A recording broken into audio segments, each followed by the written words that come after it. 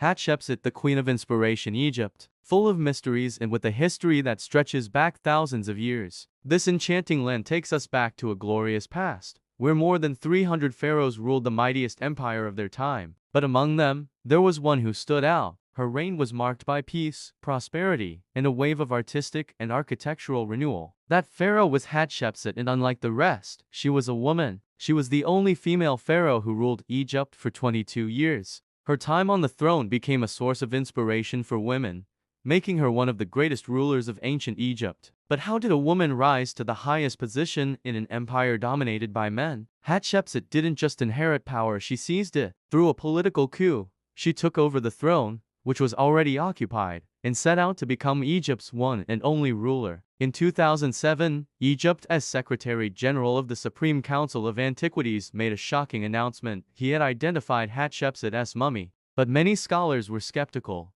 questioning the evidence and doubting whether the remains truly belonged to her. So why does Hatshepsut continue to fascinate us so much? Experts agree she was one of the most remarkable rulers of the ancient world, yet she's far less known than other pharaohs. To understand why, we have to go back to the 19th century, when Europe was swept by a craze for Egyptology. Thanks to Jean-François Champollion, the man who cracked the code of hieroglyphs, the pharaohs began to speak again.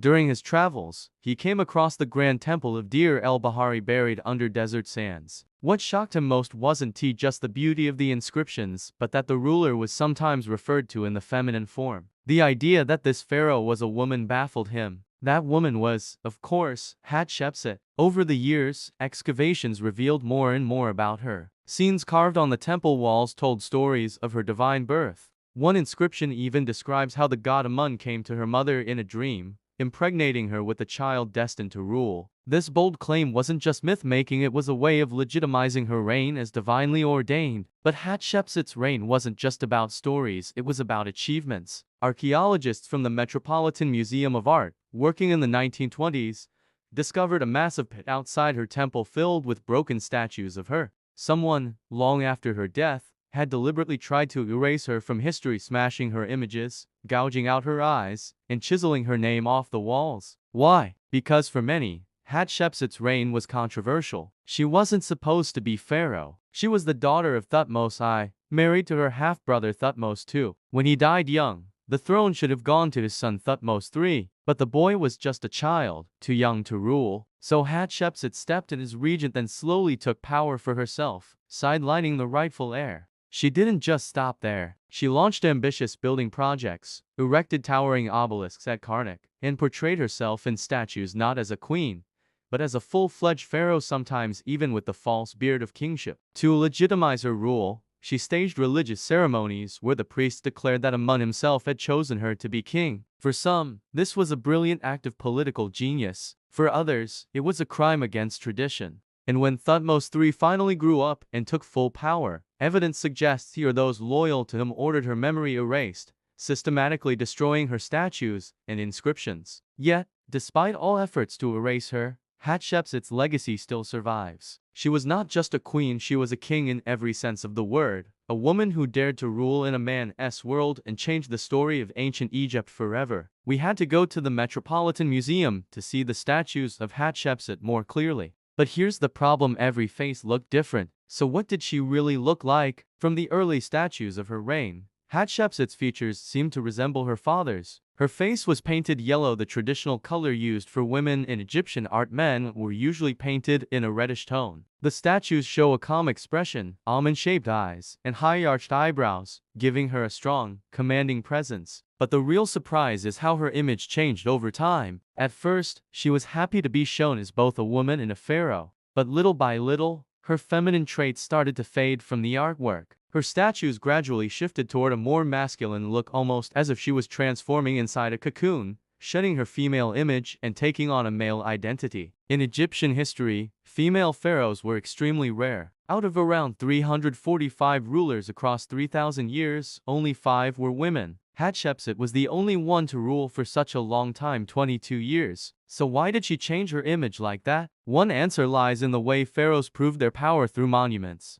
Building temples and massive structures wasn't just about glory. It was seen as proof that the gods supported their rule. Hatshepsut spent much of her reign repairing, restoring, and expanding what her ancestors had left behind. This gave her legitimacy as a rightful pharaoh. She entrusted her architect, Senenmut, with her greatest project, her mortuary temple at Deir el-Bahari, known as the Temple of a Million Years. This masterpiece of New Kingdom architecture was designed to tell the story of her reign in detail and glorify her as a ruler. Today, it's still one of the most visited temples in Egypt. The temple is massive, 25 meters tall, 105 meters wide, and built into the cliffs with terraces, colonnades, and long ramps surrounded by gardens. It was designed to host grand religious processions in honor of Amun. Across the river, directly opposite the temple, stood Karnak, the main sanctuary of Amun. Hatshepsut didn't just focus on her own temple. She also redesigned parts of Karnak. She was ambitious, leaving her mark everywhere. Her building program was enormous, employing tens of thousands of workers.